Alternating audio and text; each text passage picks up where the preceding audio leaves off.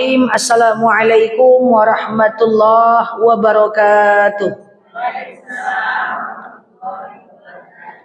Alhamdulillahil wahidil qaharil azizil ghaffaril mukawwirul laili 'alan nahar tazkiratan li ulil qulubi wal absar tabsiratan li zawil albabi wal i'tibar.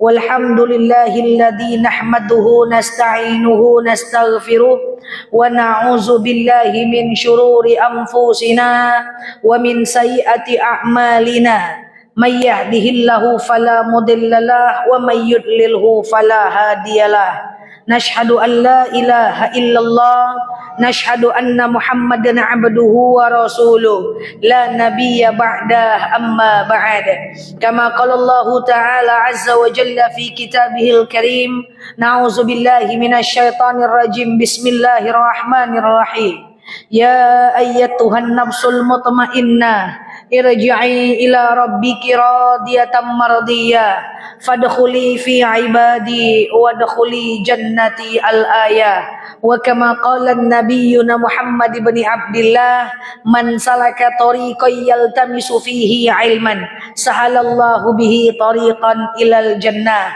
Al-hadis sadaqallahul azim. Ibu-ibu yang saya sayangi karena Allah, alhamdulillah, sebelum kita mulai kajian kita berdoa kepada Allah, semoga siapapun kita yang hadir dalam majelis ini, insyaallah Allah sehatkan badan kita, Allah kuatkan jasad kita, Allah tambah roh keimanan kita, Allah luaskan rezeki kita, Allah angkat segala masalah kita, Allah jauhkan kita dari orang-orang zalim, Allah matikan kita dalam keadaan husnul khatimah. Amin. Allahumma amin. Ibu-ibu semua sehat? Alhamdulillah. Selanjutnya innallaha wa malaikatahu yusalluna 'alan nabi ya ayyuhalladzina amanu sallu 'alaihi wa sallimu taslima. Salawat salam kita hadiahkan kepada baginda Rasulullah sallallahu alaihi wasallam dengan lafaz Allahumma salli ala.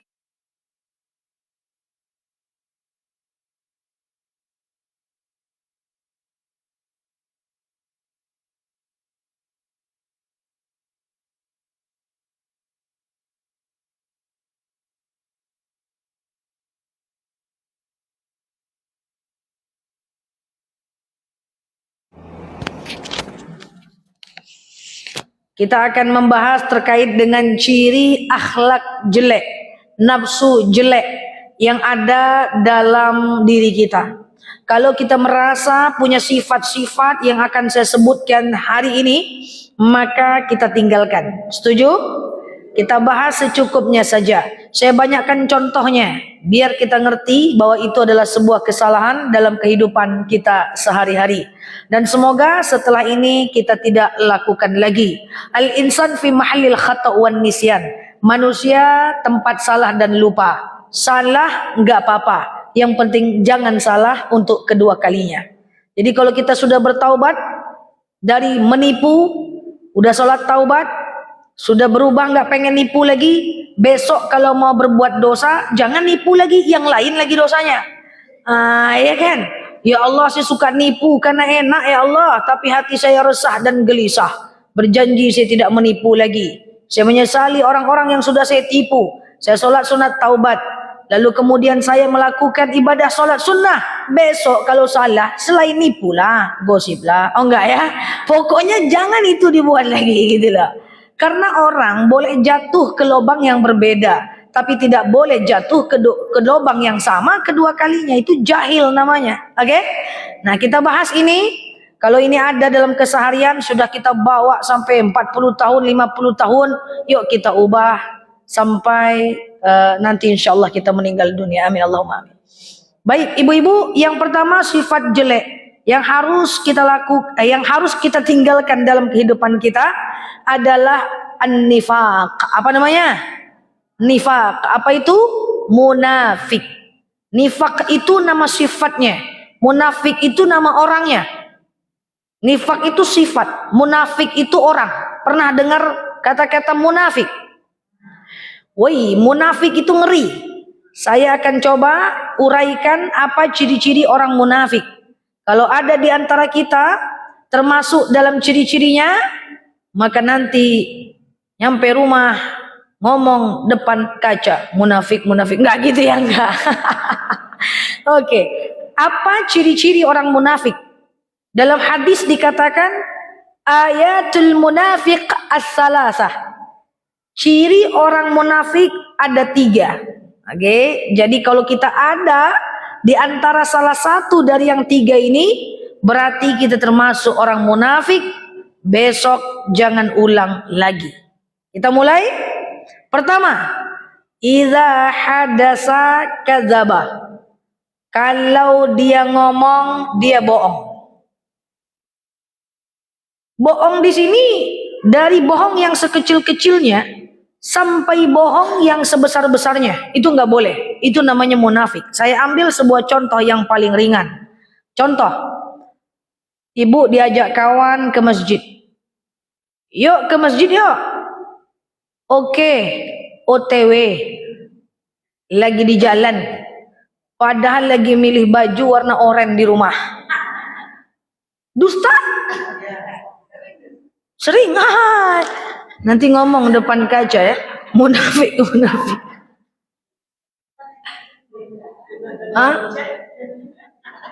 Daripada dia ngoceh, daripada ribut, biar diam dia. Ujung ngomel juga nanti. Kau bilang udah di jalan, tak jalan mana kau tadi kan? Jangan dahulukan asumsi, ya. Oke, paham nih? Siap mendengarkan contoh selanjutnya? Idza hadasa kadzaba. Kalau dia ngomong dia bohong. Tadi contoh, udah di mana? Udah di jalan dah, OTW nih, maka itu dusta. Apakah orang-orang yang ngomong OTW itu lalu kemudian kita bilang kepada dia depan matanya, "Hei kau munafik," marah dia, tapi dia adalah indikasi dari perbuatan munafik walaupun dia tak mengakuinya. Banyak tuh ustazah. Itulah, jangan mengundang Ustazah Nela juga lagi, pening kepala. Oh, di kantor-kantor sering ya.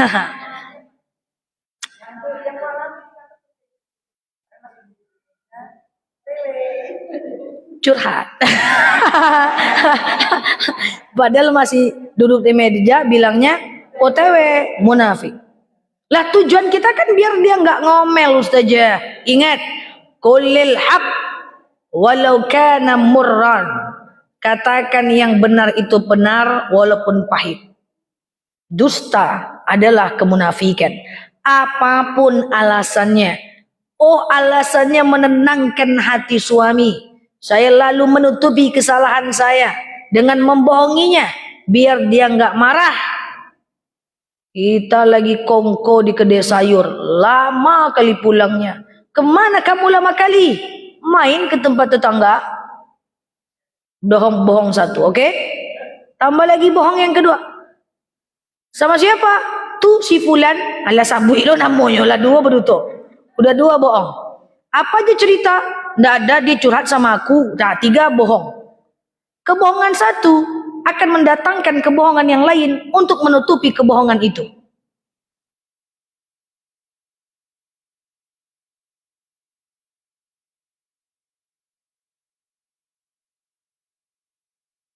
Kok diam?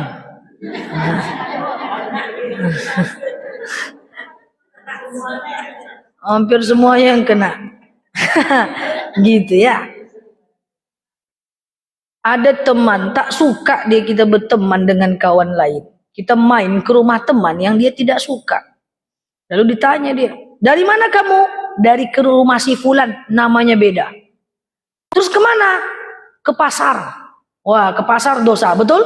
Padahal nggak ke pasar, betul? Ngapain? Beli tempe. Alah, 2 dosa. Mana tempenya? Tas sasek tadi tersimpan di rumah orang tuh. Alah, 3. Kapan mau diambil tempenya? Besoklah, dah 4. Cuman perkara ke pasar saja berdusta mendatangkan kebohongan yang lain. Pasti itu.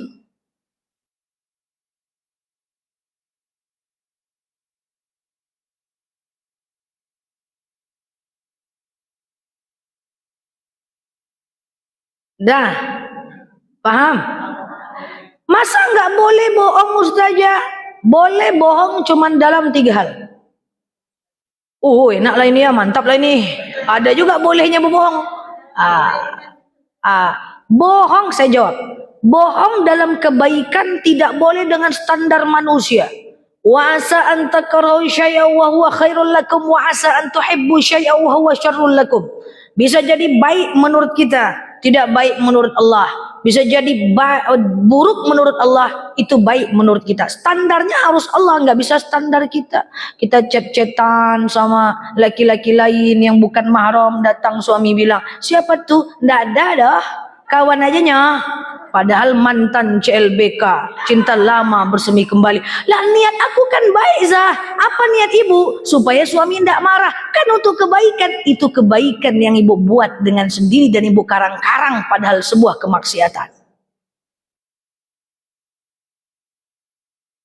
Tidak bisa. Nde, sasangok.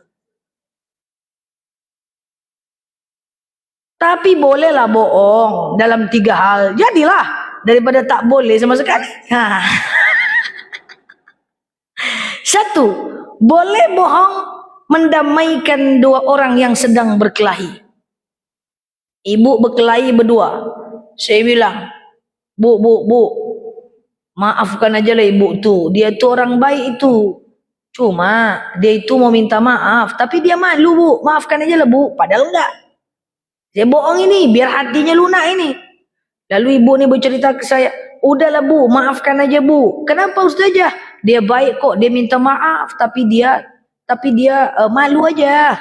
Damai mereka karena saya. Boleh.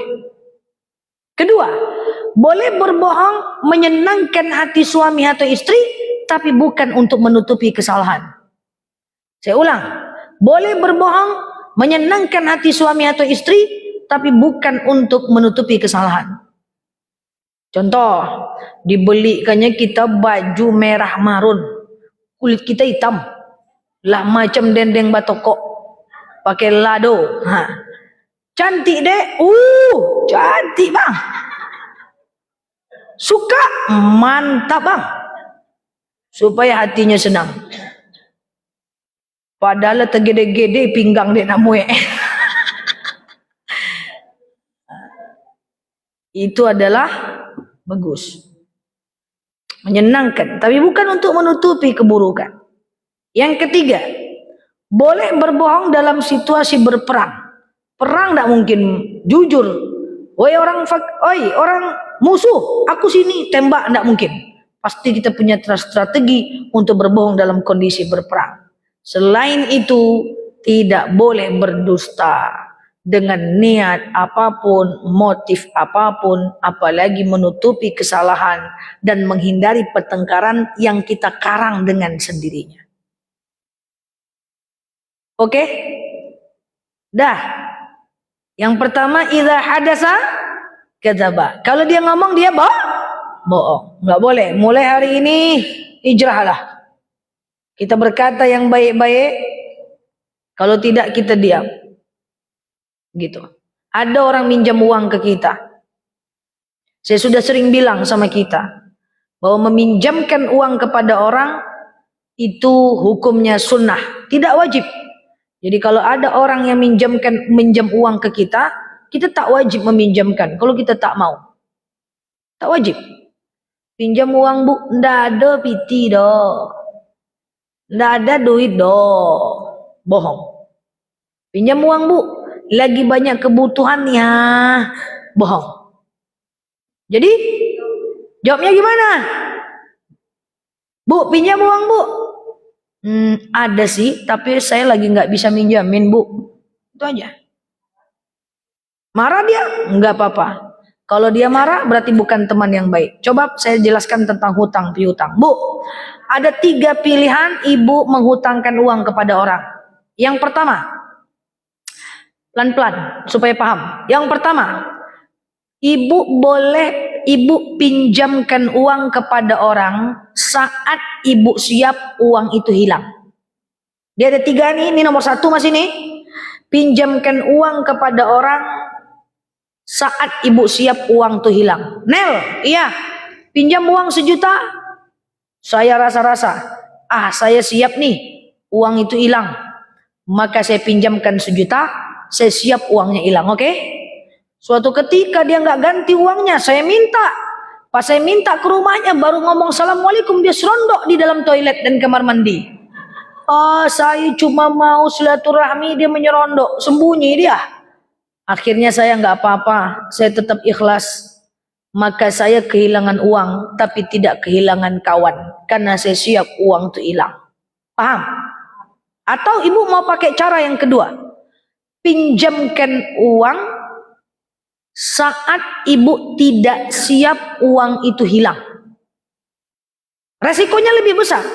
Nel pinjam 1 juta, saya nggak siap nih, tapi dia maksa, saya kasih juga nih 1 juta. Rupa-rupanya saya pergi ke rumah dia, dia serondok di bawah kolong kasur, ya kan? Lalu kemudian saya sakit hati, saya nggak siap uang 1 juta itu hilang.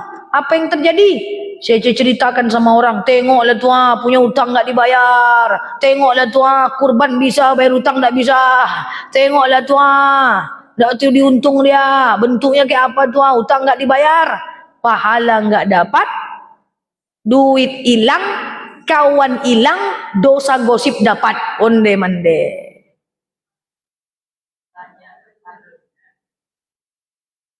Pitilang kawan hilang, pahala ndak dapet, dosa dapet. Paham? Atau cara yang ketiga, pinjam uang Nel. Saya nggak siap uang itu hilang, saya ndak pinjamkan. Aduh, saya lagi nggak bisa minjamin. Masa kamu nggak ada uang? Nggak mungkin kamu nggak ada uang. Pinjamlah, aku kan kawan dekatmu. Aduh, maaf ya, saya memang lagi nggak bisa minjamin uang. Gitu aja. Kamu nggak setia kawan, padahal kita teman dekat sejak zaman Nabi Adam. Nggak seru. Akhirnya dia pergi meninggalkan saya. Dia marah dengan saya. Maka saya cuma kehilangan kawan, saya tak kehilangan uang. Paham? Pilih aja, nomor 1, 2, atau 3. Dan ingat, saya pengen sampaikan kepada kita semuanya, jangan berdusta meskipun saat orang itu minjam uang. Bilang aja nggak bisa minjamkan, udah. Jangan pinjamkan, kasih sedikit, baru dapat ilmunya sekarang. Saya pula yang salah berarti belum menyampaikan. Oke, siap. Saya lagi yang salah. Gimana ini? Oh iya. Ya. Iya. Berarti ada 2 pilihan. Pertama, ibu ikhlaskan, ibu dapat pahala. Yang kedua, ibu tidak ikhlaskan, tidak apa-apa. Nanti di akhirat dia akan nyari ibu dan memberikan pahalanya untuk ibu. Oke? Jangan bohong. Tak boleh.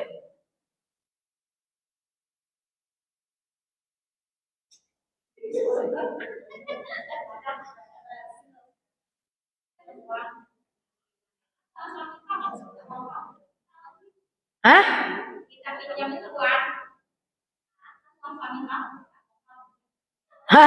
Lawak pula ya, perlu belajar. Kita pinjamkan uang, kita minta, kan nggak uang kamu, uang suami kamu. Ambil lehernya, ambil sikit urat lehernya, putar. Ilaha illallah. Enggak gitu ya. Ya itulah, paham ya? Yang penting yang lalu biar berlalu, ke depan kita perbaiki ya. Wahai orang-orang yang punya hutang sama orang, jangan nyerondok-nyerondok terus. Serondok bisa di dunia, tapi di akhirat tak bisa. Kullukum ra'in wa kullukum mas'ulat an ra'iyatihi. Setiap kita akan diminta pertanggungjawaban atas apa yang kita lakukan. Lisan, tangan, kaki, uang orang yang kita makan, walaupun sebesar biji zarum saja. Lalu kemudian semua chattingan kita, ungkapan kita, chat kita, komentar kita, semua diminta pertanggungjawaban. Dah, nomor 1 baru nih jadi orang munafik.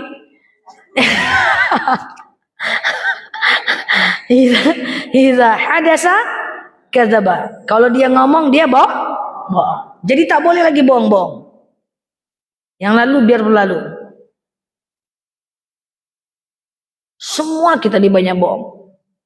Pergi ke pesta, kita nggak sama suami, suaminya malas. Terus kita bilang, mana Pak Karajo? Bayangkan tuh. Apa salahnya susah bilang di rumah? Apa susahnya? Ya Allah Karim. Pergi pesta ke rumah orang, orang cuma nanya suami kita. Di mana suami? Kerja. Jawab aja lah di rumah. Apa susahnya?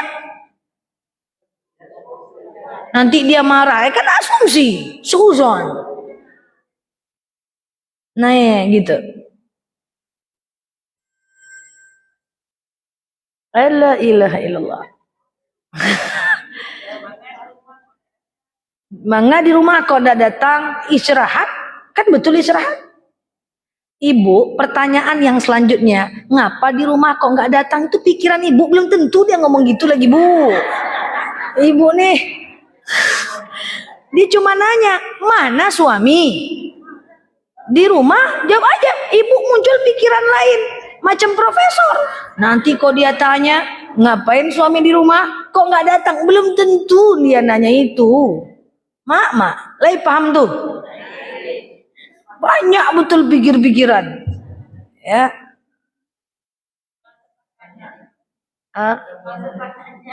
Nanya yang biasanya.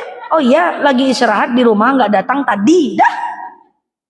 Nggak kan dia tanya terus, ngapa nggak datang? Orang antri mau salaman. Biasa aja lah. Iya gitu. Suka kadang-kadang ya yang parahnya itu, kita itu berdusta untuk sesuatu yang nggak penting gitu loh. Itu jadi kebiasaan. Kan untuk kebaikan kita yang buat, bukan baik menurut Allah.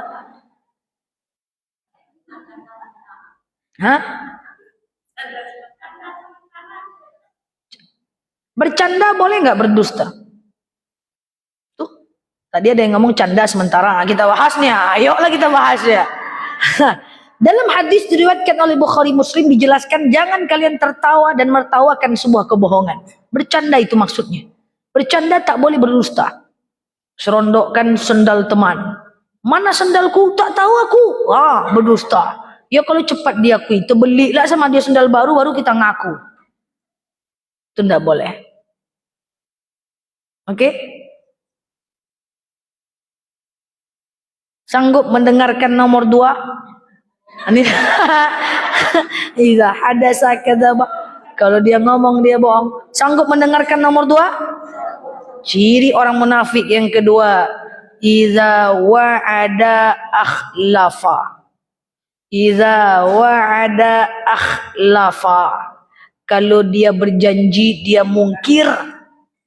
Saya ulang, kalau dia berjanji dia mungkir. Saya ulang, dia berjanji dia mungkir. Datanglah cucu ke kita. Nek, apa? Beli gulu-gulu cucu, nek. Beli permen hot pop, nek. Datanglah kita. Boleh cu. Tapi kamu makan dulu. Mandi dulu. Mandilah dia semangat pakai bedak tepung. Wangi dia. Makan dia. Karena udah kenyang, lupa dia dengan si cucu tadi. Dia tadi mau beli permen hot pop. Biar aja dia lupa. Berjanji, mungkir, tetap diminta pertanggungjawaban.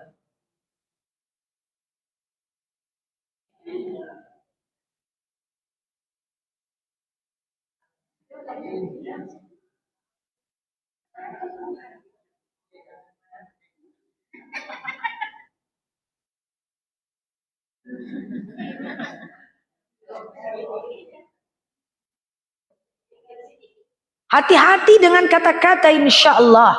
Insya Allah artinya adalah kalau Allah izinkan. Saya ambil sebuah contoh. Ibu bilang sama saya, Ustazah, ya nanti main ya ke ke rumah saya. Lalu saya bilang apa? Insya Allah. Kan gitu biasanya kan? Rupanya sore-sore pas datanglah jadwal main, saya malas. Nggak jadilah, ngantuk saya. Saya tidur aja lah. Kan tadi saya udah bilang insya Allah. Sekarang saya tanya, insya Allah adalah artinya Allah mengizinkan. Sekarang saya tanya, apakah Allah sebenarnya mengizinkan saya pergi ke rumah ibu? Allah izinkan? Izinkan Allah. Cuma saya yang malas. Berdosa. Insya Allah itu hampir sebuah kepastian. Artinya kalau Allah mengizinkan, Allah tidak mengizinkan biasanya karena hanya ada beberapa sebab yang murni given by Allah, datang dari Allah. Kecelakaan kita manjat pohon terjatuh, kita macet lalu kita nggak bisa sampai di tempat tujuan, ya mobil kita masuk got sehingga nggak sampai di tempat tujuan, itu baru insya Allah. Tapi kalau ibu masih ragu-ragu, pergi ndak ayo, kok kayaknya malas ya, tengok nanti ya bu, saya usahakan, dah. Karena kalau udah bilang insya Allah, ibu nggak bisa lari selain yang datang halangan cuman dari Allah saja. Makanya saya kalau pengajian saya bilang insya Allah. Kadang-kadang saya bilang insya Allah. Insya Allah itu apa? Saya datang pengajian bu. Tapi kalau saya macet, kalau saya sakit, kalau tiba-tiba mobil saya terpuruk, saya tak datang. Itu Allah memang yang tak mengizinkan. Tapi tidak bisa saya tak datang pengajian karena saya cuma ngantuk saja. Tidak bisa. Saya udah ngomong insya Allah. Ini janji. Jadwal kajian adalah janji. Al-wa'du dainun. Hutang. Maka kalau tak bisa datang, mesti dibayar hutang. Dengan cara apa? Telepon ketua masjidnya. Saya carikan ustadz atau ibu yang carikan ustadz. Kan begitu. Itu karena janji saja. Janji yang kita sudah sepakati bersama. So, kalau janji tepati.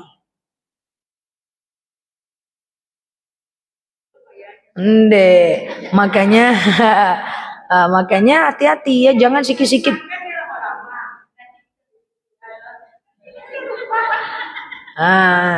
Nek beli robot-robot, nek nanti kita beli ya, makan dulu, dicucuk-cucukkan juga ke mulut dia.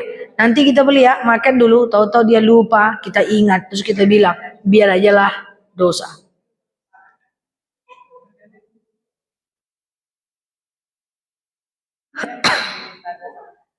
Iya, sama anak. Terakhir, jangan panjang kali nanti, ndak aman nanti jantung kita.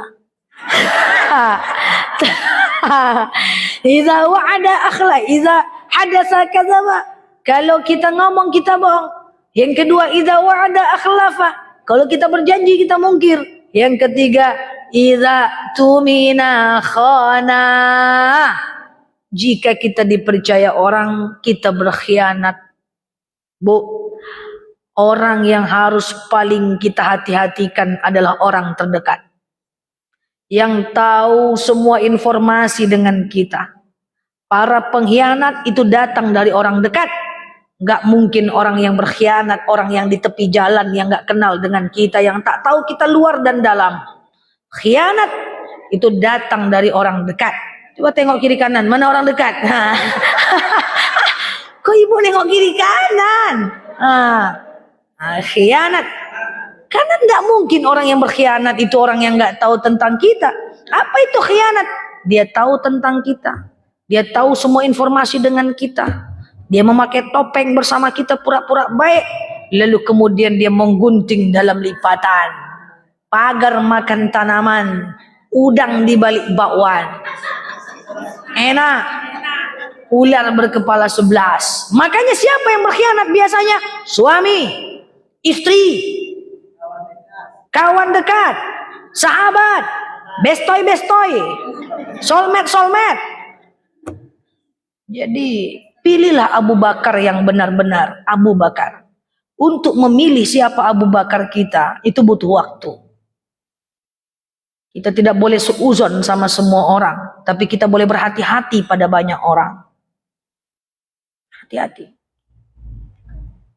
Jangan semua nak kita ceritakan. Aku mau curhat nih, jangan bilang-bilang dah, aku ndak bilang-bilang. Ada cerita lah, dia sendiri yang cerita. Aku mau cerita nih, jangan bilang-bilang dah, aku ndak bilang-bilang. Dia sendiri cerita lagi tetangga.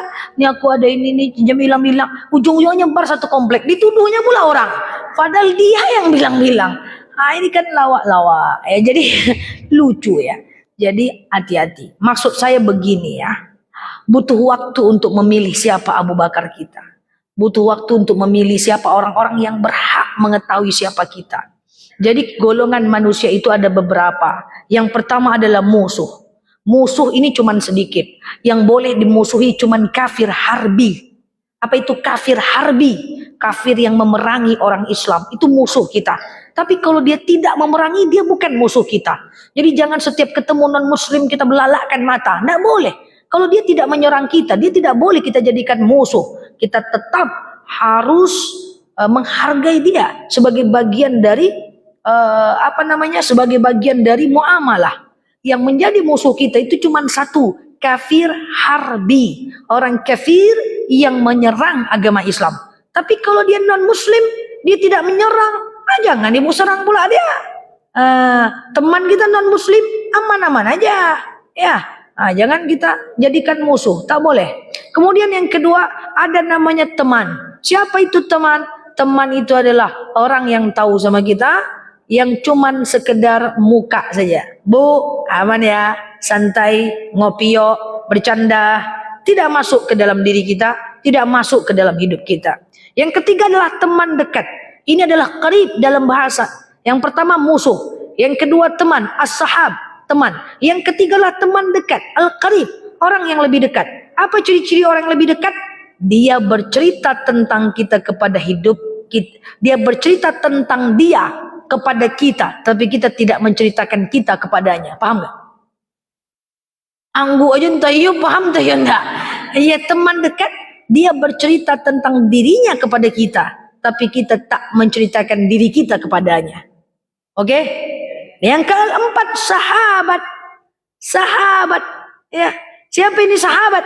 Orang yang dia cerita tentang dirinya dan kita bercerita tentang diri kita. Nomor 4, butuh waktu menentukan. Apakah dia orang baik? Apakah takut kepada Allah? Apakah orang beriman? Apakah takut dosa? Apakah takut berghibah? Apakah dia takut fitnah? Apakah dia takut dengan dosa? Harus dipastikan. Kalau tidak pasti, maka dia akan jadi idza tumina khona. Dia akan menjadi pengkhianat. Ustazah kok menakut-nakuti agar hati-hati kita dalam berucap dan memilih teman.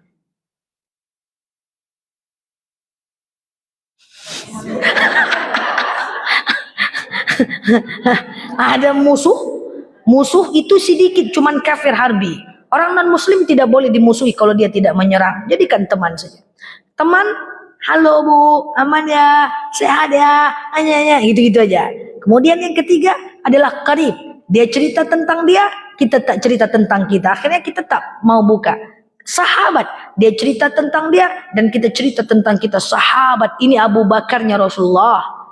Luar dalam tahu. Ini kalau tak orang beriman ini kalau tak orang takut dosa ini tak orang yang tak takut fitnah, tak takut dosa ghibah, tak takut dosa adu domba, ini potensi berkhianatnya tinggi.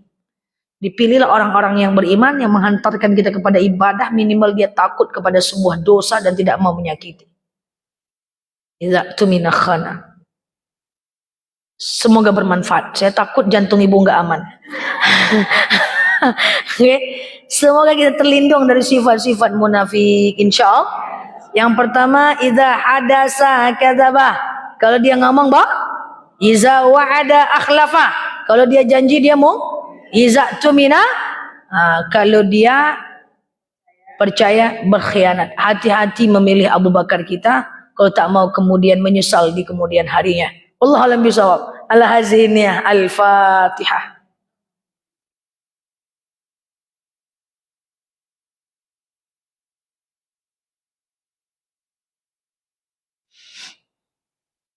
Amin ya Allah, amin ya Rahman, amin amin ya mujibas sa'ilin. Allahumma salli ala Muhammad wa ala ali Muhammad. Allahumma inna nas'aluka salamatan fi dinina, afiyatan fi jasadina, ziyadatan fi ilmina, barakatan fi rizkina.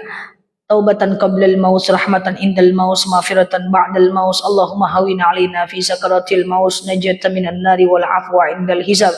Allahumma antas salam minkas salam wa ilaika ya'udu salam, fahayyina rabbana bisalam wa dakhalnal jannata darus salam, tabarakta rabbana wa ta'alita ya hadzal jalali wal ikram.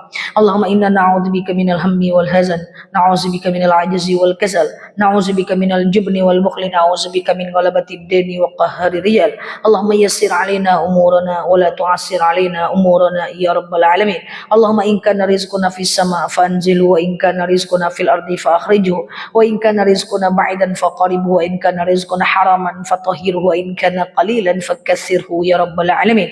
Allahumma khususan ila arwahi abaina wa ila arwahi ummahatina wa ila arwahi kulli muslimina wal muslimat. Allahumma fil lahum warhamhum wa'afi wa'fu anhum wa akrim nuzulahum wa wasi' madkhalahum waghsilhum bil ma'i was salji wal barad wa naqqihim minal khataaya kama yunakka sabul abyadu minad danasi wa abdilhum daran khairan min dahrihim wa ahla khairan min ahlihim ya rabbal alamin. Allahumma rabbana zalamna anfusana wa illam taghfir lana wa tarhamna lanakunanna minal khasirin. Allahumma yassir alaina umurana wa la tu'assir alaina umurana. Allahumma inna na'udzubika